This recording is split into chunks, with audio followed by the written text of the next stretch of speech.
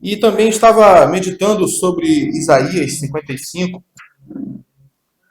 aonde Isaías profetiza a graça do Senhor que iria alcançar as famílias de Deus. Ele fala assim em Isaías 55: Ah, todos vós, os que têm sede, vinde às águas. E vós que não têm dinheiro, vinde, comprai e comei, vinde. Sim, vinde comprai sem dinheiro, sem preço, vinho e leite. No versículo 3 ele fala: Vinde a mim, ouvi e a vossa alma viverá, porque convosco farei uma aliança perpétua, que consiste nas mais fiéis misericórdias prometidas a Davi. E o Senhor conclui, versículo 5: Eis que chamará uma nação que não conheces. Está falando dos gentios, meus irmãos. Nós que não tínhamos acesso a Deus. Isaías está profetizando. E uma nação que nunca te conheceu correrá para junto de ti por amor do Senhor teu Deus e do Santo de Israel, porque este te glorificou. Quem tem esse entendimento, conclui Isaías: buscai o Senhor enquanto se pode achar, invocai-o enquanto está perto. Olha que tremendo, né, meus irmãos? Muito poderoso esse texto. Isaías está profetizando a nação que iria conhecer o Senhor, a nação que iria ser chamada ao Senhor, porque assim o Senhor, nosso Deus, determinou.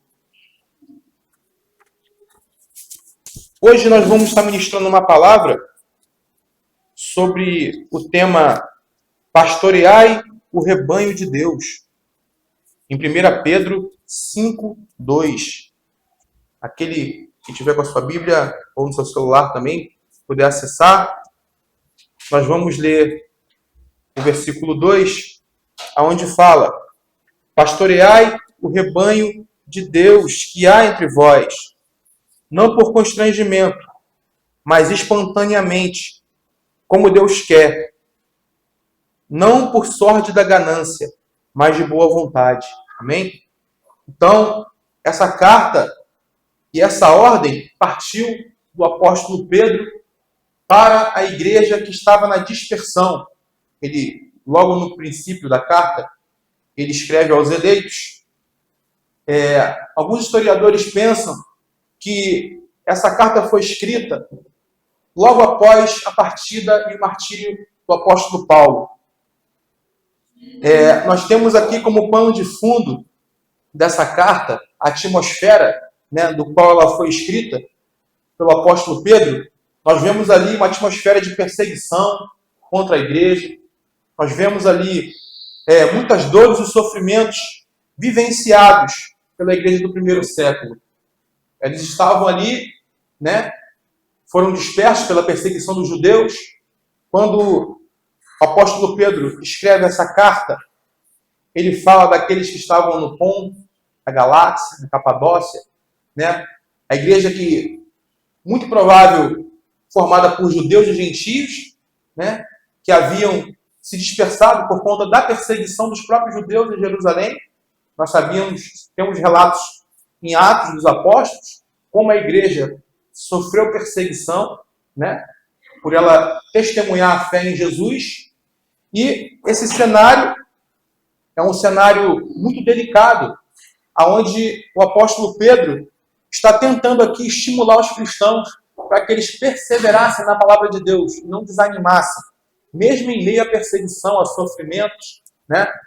Nós sabemos que esse momento muito delicado, o apóstolo Pedro estava escrevendo aos eleitos da dispersão, porque diz aqui em 1 Pedro 1, aqueles que eram forasteiros, aqueles que estavam na Ásia, na Bitínia, aqueles que foram eleitos segundo a presciência de Deus.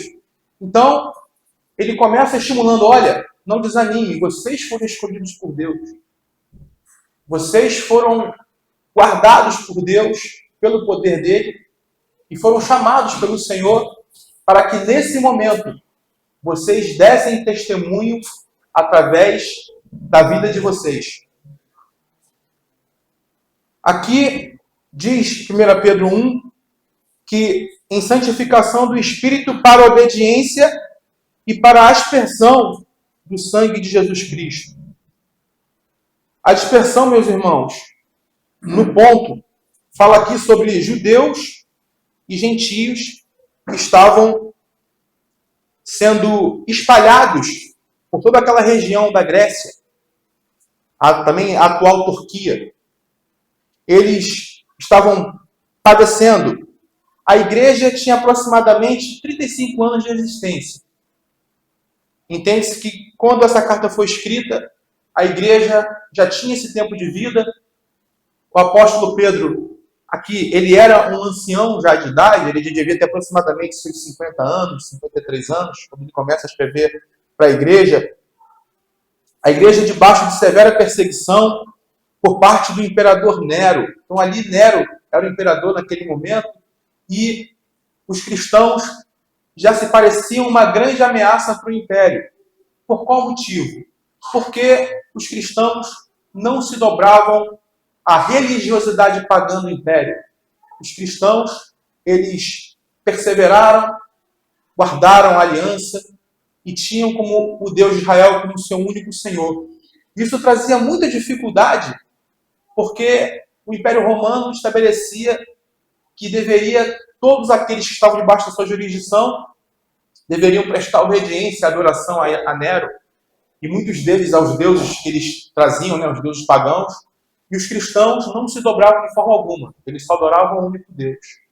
Então ali já começa uma perseguição. A igreja foi perseguida no seu início pelos judeus, e passados esses 35 anos, ela começa a ser perseguida pela igreja de Roma. E nesse momento, os cristãos estão sendo dispersos e espalhados pelas regiões. O apóstolo Paulo, ele havia fundado a igreja de Éfeso, de Filipenses, Colossenses, essa região do qual depois o apóstolo Pedro envia a carta para lá. Então, por isso que alguns pensadores pensam que após o martírio, do apóstolo Paulo, o apóstolo Pedro começa a estimular os irmãos para que eles não desistam da sua caminhada e da sua fé em Cristo. Amém? Ele até cita um termo falando sobre a vossa peregrinação. Ele fala aqui sobre esses cristãos terem o entendimento que eles eram estrangeiros no mundo, que eles estavam habitando na terra por pouco tempo, estando de passagem e almejando a verdadeira pátria. Então o apóstolo Pedro visava encorajar essa igreja: olha, vocês são peregrinos, vocês são forasteiros. Quero dizer para vocês que existe uma esperança maior, para que eles não deixassem o caminho, porque a perseguição era severa, era muito dura. Eles não tinham liberdade, oportunidade de cultuar ao Senhor. Os irmãos têm aqui informação como a igreja muitas vezes precisava se esconder, em casas, precisavam fazer os cultos muitas vezes em silêncio, ali com as mãos dadas, orando, invocando o Senhor, mas eles queriam permanecer juntos, porque existia um poder de Deus ali sobre a igreja, o Senhor estava edificando o seu corpo, e nós sabemos que essas provações que a igreja estava passando, Pedro dizia que fazia parte do plano de Deus. Ele diz assim, em seu entendimento na carta: Deus Pai regenera para uma viva esperança. Era um ponto que o apóstolo Pedro trazia para que a igreja entendesse a importância de perseverar em meio às lutas. O apóstolo Pedro dizia: o Pai regenerou vocês para uma viva esperança. O Deus Pai reservou vocês para uma herança incorruptível nos céus. Então, dado esse conhecimento, é importante nós entendermos que, a partir da nova vida que a igreja estava vivenciando com o Senhor, ao mesmo tempo ela passou por uma transformação. A questão aqui do propósito de regenerar, meus irmãos, é a questão de estabelecer o estado original. Então foi o que o Senhor fez. O Senhor veio sobre aqueles santos e os regenerou para uma viva esperança. Era muito importante que eles não se esquecessem desses pontos. Aqui tem também o entendimento que eles deveriam se conformar com a vontade de Deus. Ainda que eles estivessem passando por aquele momento delicado, Deus havia reservado eles para aquele momento. Então, muitas vezes, nós ficamos confundidos por situações que nós vivenciamos, né? Que nós passamos em nossas vidas. Às vezes, um momento mais delicado que nós vivenciamos, mas tudo isso está debaixo do governo e da soberania de Deus. Importa muitas vezes que passemos por dificuldades para nós sermos aperfeiçoados na vontade de Deus. O apóstolo Pedro também fazia menção de que todos eles, apesar do que estavam passando e vivenciando, eles estavam sendo guardados pelo poder de Deus, né? A fé que eles tinham recebido para a salvação era um poder do Espírito Santo sobre eles. E ele também diz que, ainda que através de muitas provações, o valor da fé desses cristãos estava sendo confirmada, porque a fé daquela igreja, daqueles cristãos do primeiro século, era preciosa como ouro, meus irmãos. Era preciosa como ouro. E ali, o fim desejado era que eles obtessem a glória e a honra através da revelação em Cristo Jesus. O próprio apóstolo Pedro, ele faz a citação dizendo: olha, vocês foram resgatados do vosso fútil procedimento pelo precioso sangue de Jesus, manifestado no fim dos tempos por amor de vós, de sorte que a vossa fé e esperança estejam em Deus.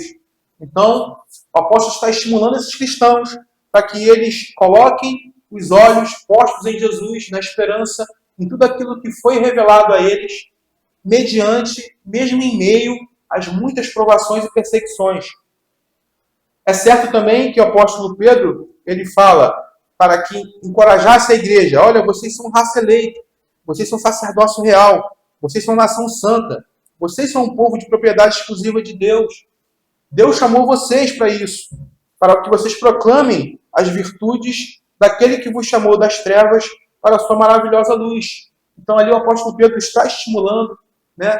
Ele está encorajando a igreja para que eles se lembrassem dessa promessa: vocês são o povo de Deus, vocês são a nação santa, né? Porque eu imagino que naquele momento muitos cristãos, né, eram forçados muitas vezes a deixar a fé. Muitas vezes eles negavam por conta dos sofrimentos. Muitos deles não tinham morada certa, não tinham residência, não tinham casas. Muitos deles eram acolhidos por outros irmãos nas suas casas, nos seus lares, na verdade. E assim a igreja estava sendo provada em meio às perseguições. Era uma forma, né, da fé deles serem cada vez mais genuína, né? Nós sabemos, nós temos entendimento que quando o Senhor nos chama para o seu reino e glória, Ele também nos chama para sermos participantes do seu sofrimento, não é verdade? Então, nesse contexto, é que o Senhor, através de Pedro, ele introduz em 1 Pedro 5:1. Rogo, pois, aos presbíteros que há em vós, eu presbítero com eles, e testemunha dos sofrimentos de Cristo, e ainda coparticipante da glória que há de ser revelada. É aqui que ele introduz, nesse contexto: pastoreai o rebanho de Deus que há entre vós.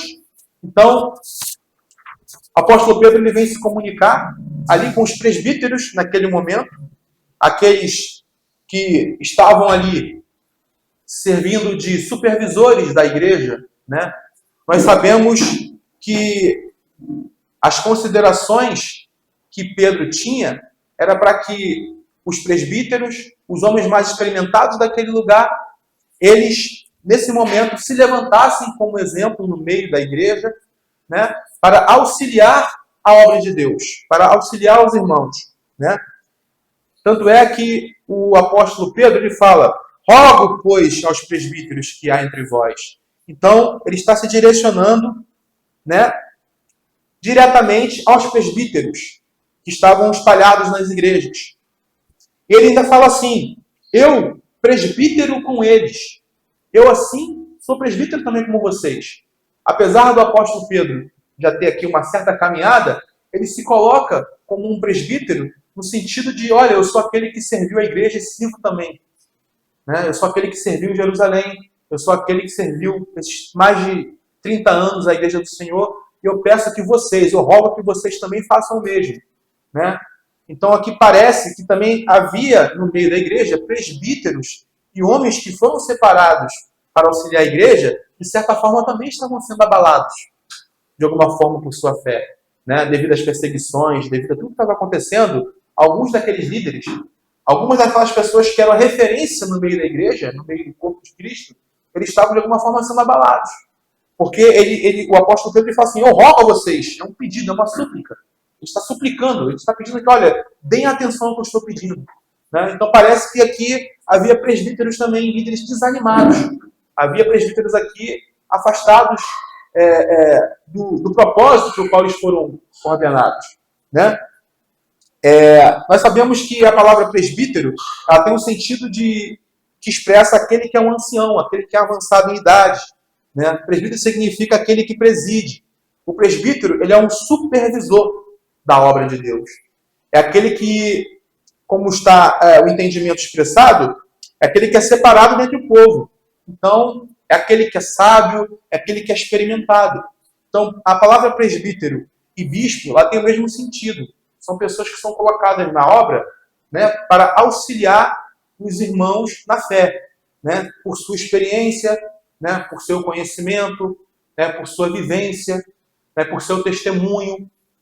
E nós sabemos também que, assim, presbíteros, bispos e pastores, eles têm um sentido de episcopado. Quando o apóstolo Paulo escreve para Timóteo dizendo que aquele que deseja episcopado, excelente obra deseja, ele está dizendo o seguinte: olha, aqueles que desejam servir a causa do evangelho, a missão, né, como modelos para o rebanho, é uma excelente causa, é nobre, né, você ter esse desejo no coração. Então, ainda que o texto ele coloque presbíteros e bispos e pastores, né, e diáconos, na verdade, para o apóstolo Paulo, naquela ocasião, para a igreja, eram homens que eram separados dentro da igreja, né, tinham um testemunho que nós vamos ler aqui na frente, e eles serviam de modelo para o rebanho. Né? Mas não havia essa hierarquia de quem é maior que alguém. Tanto é que o apóstolo Pedro aqui, ele é um apóstolo, ele é uma testemunha do Senhor, e ele se coloca como um presbítero. Eu sou presbítero como vocês. Eu estou aqui para servir a igreja. Né? Então, ele não se colocava acima, como nós vemos nos nossos dias. Né? Nos nossos dias, você olha para o nosso cenário hoje, né, você percebe que existe um esforço, né, do meio religioso de separar a igreja e os irmãos por cargos, né? Como se um fosse maior que o outro, o apóstolo é maior do que o bispo, o pastor está abaixo do bispo, né? Eles fazem umas coisas assim que você na escritura não vê. O que você vê é que todos esses, tanto os presbíteros como os bispos, os pastores, eram homens colocados para o serviço da causa. E nada mais, né? Até mesmo aqui nós temos um modelo de João. João era um apóstolo do Senhor, era também um pastor, era um presbítero, ele era um bispo, ele era um homem com qualidades, né? Que o Senhor colocou ele à frente da sua obra. Ele mesmo fala: olha, eu sou o vosso irmão, eu sou companheiro na luta, eu sou companheiro de vocês na tribulação. Né? Apóstolo João. Olha, eu sou companheiro de vocês no reino, na perseverança. Então você imagina, apóstolo João, assim como o apóstolo Pedro, se colocavam como homens, né, iguais aos demais, à igreja, porque tanto a igreja como eles passavam pelas mesmas dificuldades. Né? O apóstolo Paulo chega a escrever que, olha, a nossa leve e momentânea tribulação produz em nós um peso eterno de glória, acima de toda comparação. Não atentando nós nas coisas que se veem, mas coisas que não se veem. Porque as coisas que se veem são temporais. As coisas que não se veem são eternas. Então, você percebe o ensinamento que o apóstolo traz para a igreja. Olha, coloquem os olhos de vocês naquilo que é eterno. Não coloquem os olhos de vocês naquilo que é circunstancial. Ainda que venha um fogo que venha provar vocês, ainda que venha algo que venha provar a fé de vocês, coloque os olhos de vocês naquilo que é eterno. Né? Então, um grande ensinamento também. Nós vemos o apóstolo Paulo dando orientações nas cartas, também para Tito e para Timóteo. Ele fala, né, sobre a questão da organização do episcopado. Né? Nós sabemos que as cartas que foram escritas para Timóteo e Tito são cartas pastorais. Né? Nesse momento aqui, Paulo estava encarcerado quando ele escreve essas cartas.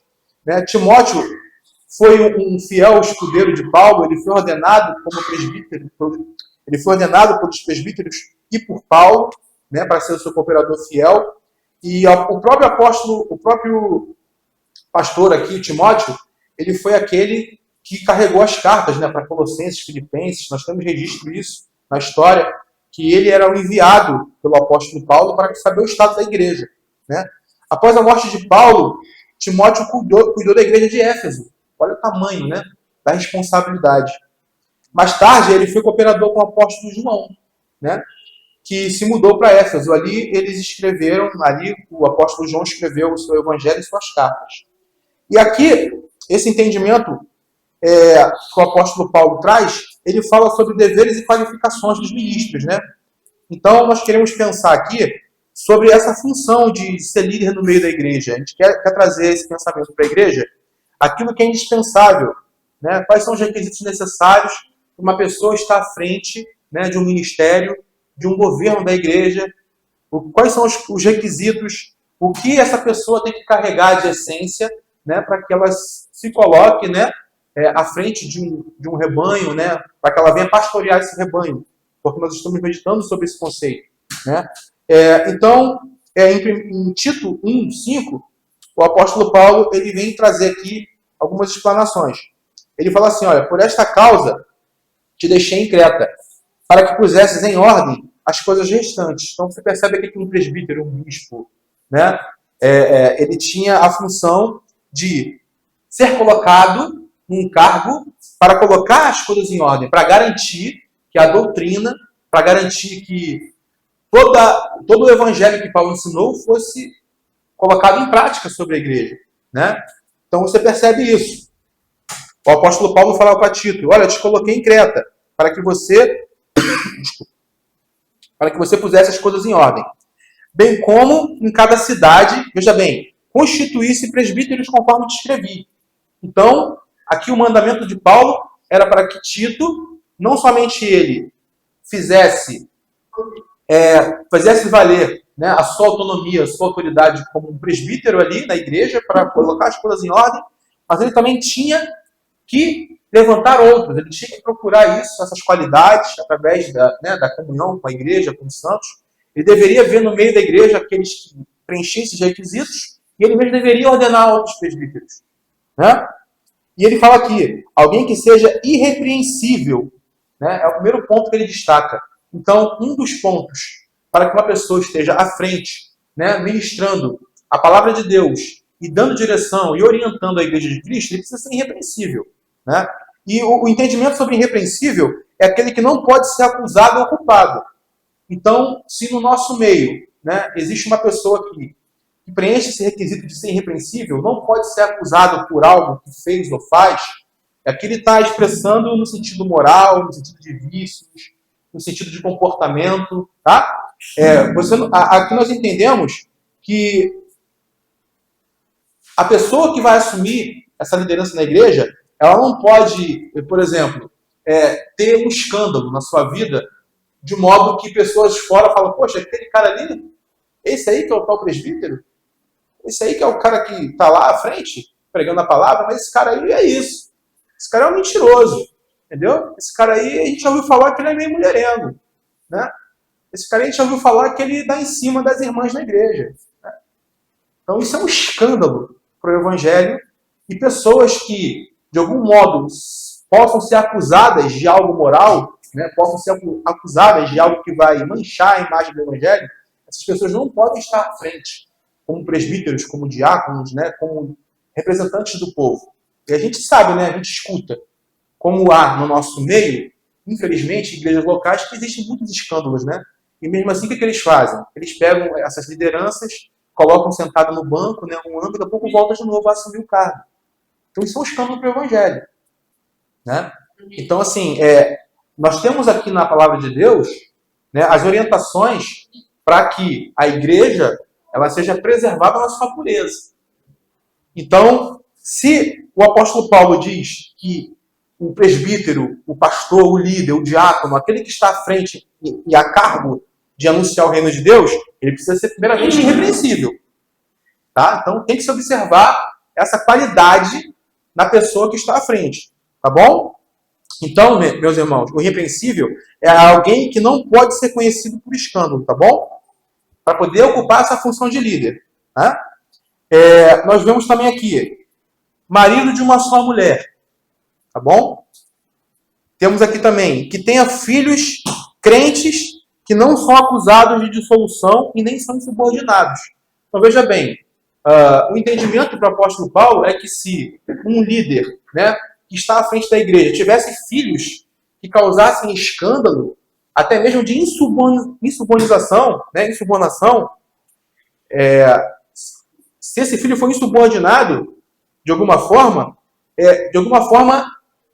não pode ser levantado uma pessoa como líder na igreja por esse motivo. Né? Então, ele está aqui trazendo uma orientação para que a igreja em si também não fosse acusada. Né? Olha, aquele lugar ali tem uma pessoa, mas olha o que o filho dele faz. Né? O filho dele, a filha dele, aqui fora, eles cometem isso, eles são aquilo. E é uma coisa muito delicada, não é verdade? O apóstolo Paulo colocar que impede igualdade, o ser irrepreensível e, ao mesmo tempo, o servo de Deus ter filhos crentes, né? Que não podem ser acusados de dissolução, irmãos. Tá? Ele fala assim, porque é indispensável que o bispo seja irrepreensível como despenseiro de Deus. Tá? Então aqui nós entendemos também que aquele que está à frente, ele tem que ter o poder, né, e a habilidade no ensino das Escrituras. Ele tem que convencer os contradizentes. Ele tem que proteger essa doutrina pelo conhecimento bíblico, pelo conhecimento de Deus. Então, é mais uma característica e qualidade que se requer, né, do obreiro, daquele que está à frente, né, liderando e guardando o povo de Deus. Tá? Ele também cita aqui, olha, não pode ser arrogante e não pode ser irado. Então, um líder irado, um líder que não tem controle de si mesmo, um líder que muitas vezes é violento com as palavras, que é agressivo, né, que não tem controle sobre si mesmo, diz aqui o apóstolo que é para que se observar que não levante uma pessoa dessa à frente de uma liderança da igreja. Porque essa questão de arrogância, de prepotência, de se colocar superior aos outros, é algo que vai trazer danos à obra de Deus. É algo que vai trazer dano. E ele aqui também fala sobre essa pessoa ser irada, né? Por qualquer motivo, não ter paciência. Uma pessoa que muitas vezes responde asperamente um irmão, muitas vezes repreende asperamente um irmão. Né? Então é importante a gente também perceber isso. Ele também fala aqui nessa lista, ele fala sobre não ser dado ao vinho e nem violento.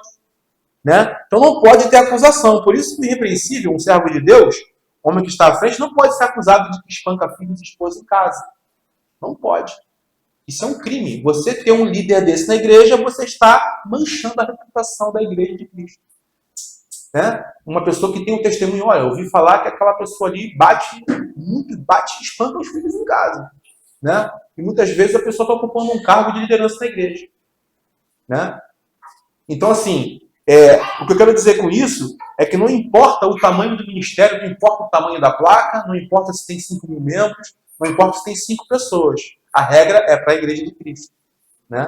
Não é para determinado ministério A e B. É porque, infelizmente, o que nós vemos, ministérios muito grandes, né, com muitos membros, com muitas pessoas, não levarem mais em consideração esses princípios. E, na verdade, eles ordenarem pessoas, muitas vezes, pela conveniência. Né?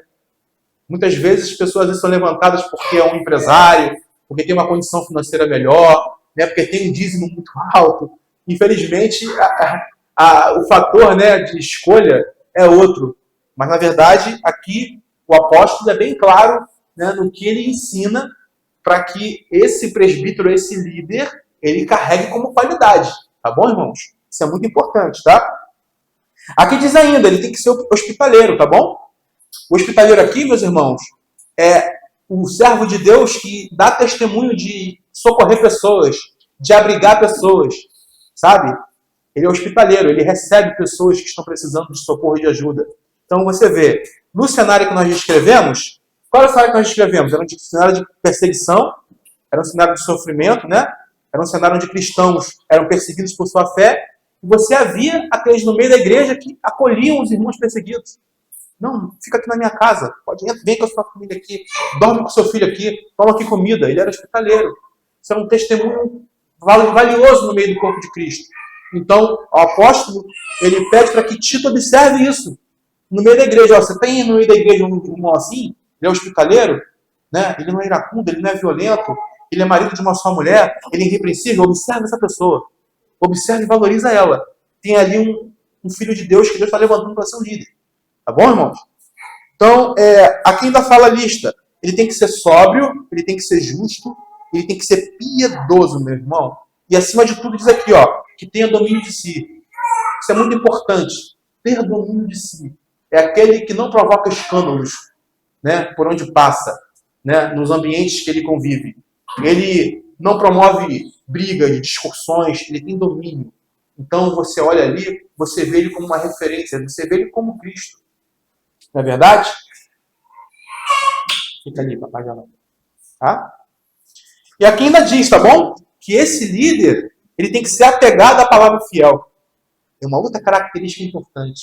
Então, aquele presbítero, aquele líder, aquele homem que foi colocado à frente da obra, ele é apegado às Escrituras, ele tem prazer na meditação do Senhor, ele conhece, ele senta com você, ele consegue te revelar salmos, ele senta com você e te revela os profetas, ele conhece as alianças, ele conhece a história bíblica, ele conhece Gênesis, ele conhece o Êxodo, né? Ele conhece, ele sabe revelar Deus nas Escrituras, ele é apegado à palavra fiel, ele carrega isso como um princípio de valor na vida dele.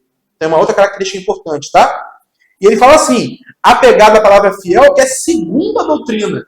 É segundo o mandamento do apóstolo, segundo o que é ensinado da igreja, a sã doutrina. Então ele tem que ser apegado à sã doutrina, né? Ele fala aqui assim ainda, de modo que tenha poder tanto para exortar pelo reto ensino, olha como é que é importante, um presbítero, um obreiro, um líder da igreja, ter conhecimento das Escrituras. Que ele exorta pelo reto ensino, tá bom, irmãos? Para convencer os que contradizem. Ou seja, ele está protegendo a igreja de falsas doutrinas. Né? Está protegendo a igreja de entendimentos errados que arrastam pessoas para o erro. Então, olha a importância, né, de um líder, daquele que foi colocado à frente de um ministério, de uma igreja, as características que ele precisa carregar. Tá bom? E não somente o líder, meu irmão. Nós pensamos também no seguinte, né? Todos os crentes que têm o Espírito Santo, que são chamados por Deus, eles também precisam manifestar essas características. Eles também precisam ser irrepreensíveis. Eles precisam ser pessoas de caráter, não somente os líderes, né? Mas um bom cristão, né, que se diz, né, aquele que carrega a imagem e semelhança de Cristo, que carrega o testemunho, também tem que manifestar essas características. Agora, nós entendemos que aqueles que vão servir à mesa dos santos, né, no ensino, esse tem que ser apegado à palavra fiel. Aí essa pessoa tem que ter um entendimento das Escrituras.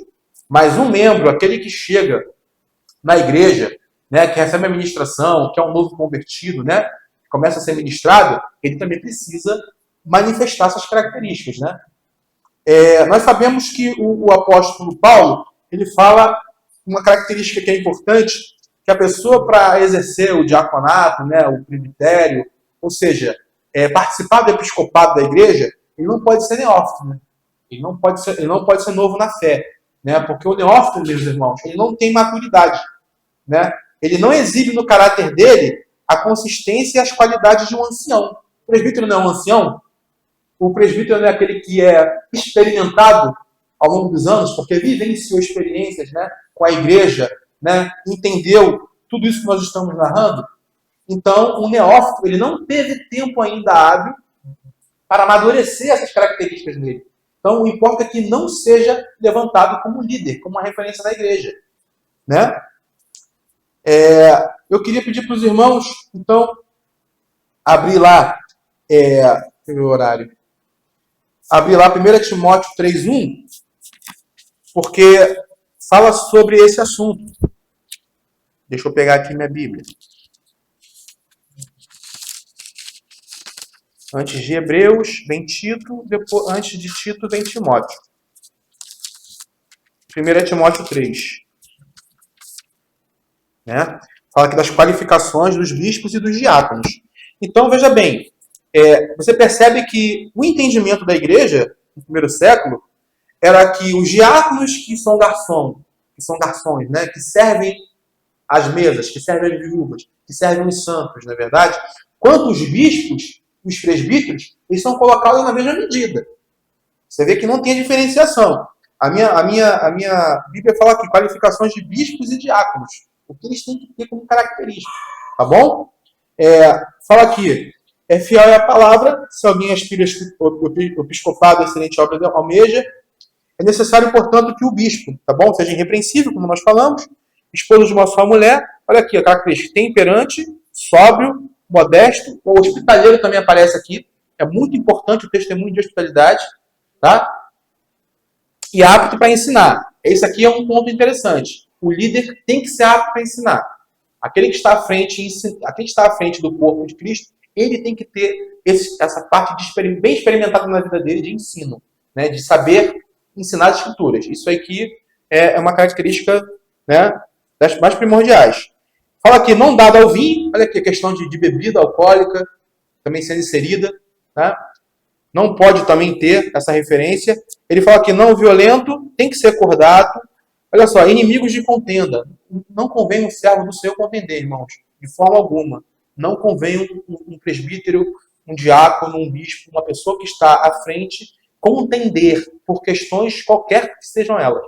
Não importa o motivo, né? Não pode ter um testemunho contrário à facção, um testemunho contrário a contencioso. Não pode chegar uma pessoa aqui na rua e dizer, pô, esse cara que prega o evangelho, pô, esse cara briga com todo mundo aqui na rua. O cara passa buzinando aqui, ele xinga. Né? Isso é um testemunho, né, que não pode existir na vida do Filho de Deus. Tá bom? E ainda fala aqui, ó, que governe bem sua própria casa. Tá? E o sentido de governar a própria casa, ó, criando os filhos sob a disciplina com todo respeito. Então está associado. Os filhos é uma extensão, né, daquilo que são os seus pais.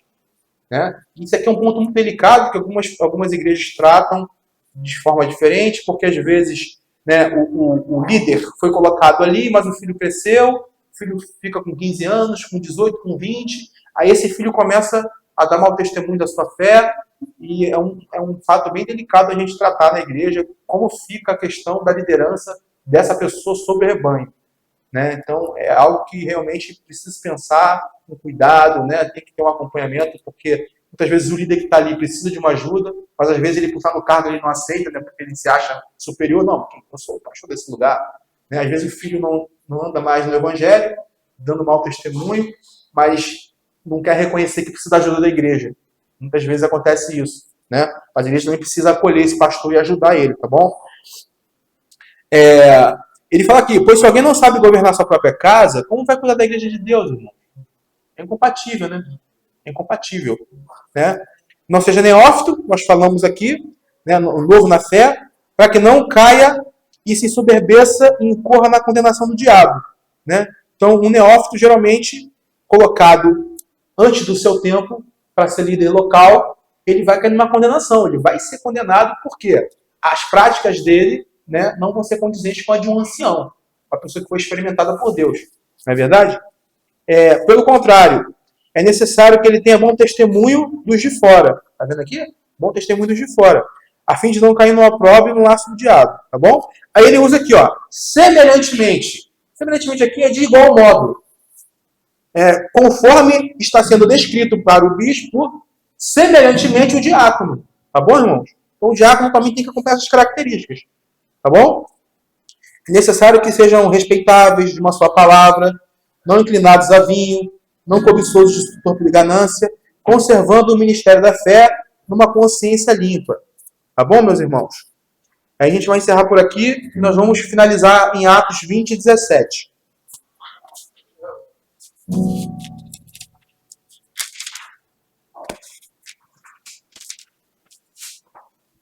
Abra Atos 20 e 17. Né? Aqui existe um concílio, uma reunião, né, em que Paulo, em Mileto, fala aos presbíteros da igreja de Éfeso. Tá bom? Então Paulo vai dar um testemunho aqui, ele reúne esse episcopado. Paulo vai até Éfeso também para corrigir, né, e para dar orientações. Ele reúne os presbíteros, ele reúne os líderes locais para poder trazer, né, instruções e orientações. Tá bom? Fala assim, de Mileto mandou a Éfeso chamar os presbíteros da igreja. Então foi uma reunião de liderança, tá bom, irmão? Foram líderes que foram chamados para essa reunião, tá? E quando se encontrava com ele, disse: vós bem sabeis como me conduzi entre vós em todo o tempo, desde o primeiro dia em que entrei na Ásia. Então, Paulo está lembrando a igreja do testemunho dele. Ó. Vocês sabem como me portei no meio de vocês, tá bom? Aí fala aqui, ó, servindo ao Senhor com toda a humildade. Tá? Olha aqui, um presbítero, olha aqui um líder. Um exemplo de Paulo, né, que era apóstolo, era pastor, era mestre, era profeta. E ele diz aqui, ó, vocês sabem do meu testemunho no meio de vocês. Então ele era o exemplo para aqueles homens. Tá? Então assim, eu servi ao Senhor com toda a humildade. Ele foi humilde em todo o tempo. Olha, com lágrimas e provações que pelas ciladas dos judeus me sobrevieram.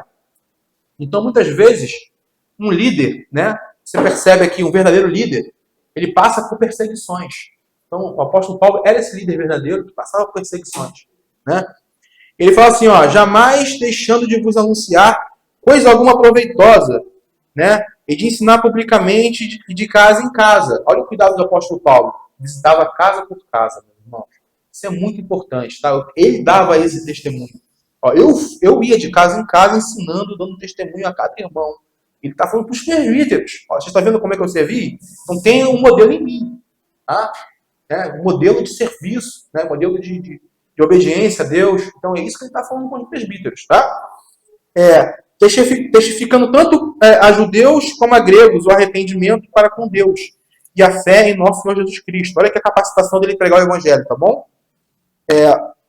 Ele fala aqui, e agora, constrangido em meu espírito, vou para Jerusalém, não sabendo o que ali me acontecerá, né? Senão que o Espírito Santo de cidade em cidade me assegura que me esperam cadeias e tribulações. Então ele sabia do que ia acontecer com ele, né? Então ele está se despedindo dos presbíteros e antes dele ir embora, ele dá esses conselhos, tá bom, meu irmão? Para a liderança, tá? Porém, em nada considero a minha vida preciosa, para mim mesmo, né? Contanto que complete a minha carreira e o ministério que recebi do Senhor, Jesus, para testemunhar o Evangelho da graça de Deus. Olha que tremendo. Que exemplo que o apóstolo dá para aquela liderança, né? Então, assim, a minha vida não é preciosa. O que é precioso para mim é que eu complete a minha carreira, né? Então, ele explica isso, ele quer dar esse exemplo para os líderes, né? Eu recebi isso do Senhor e eu vou testemunhar o Evangelho de Deus até o fim. Nada vai me tirar dessa posição. É a convicção que o apóstolo tinha, tá? E ele fala aqui, olha, porque jamais deixei de anunciar todo o evangelho para vocês, né? Ele fala assim, atendei vocês agora, vocês presbíteros, vocês líderes, atendam agora, tá bom? Por todo o rebanho sobre o qual o Espírito Santo vos constituiu bispos. Para o quê, meus irmãos? Olha aqui, ó, os bispos. Para pastorearem a igreja de Deus, a qual ele comprou com seu próprio sangue. Amém? Então essa é a importância da verdadeira consciência.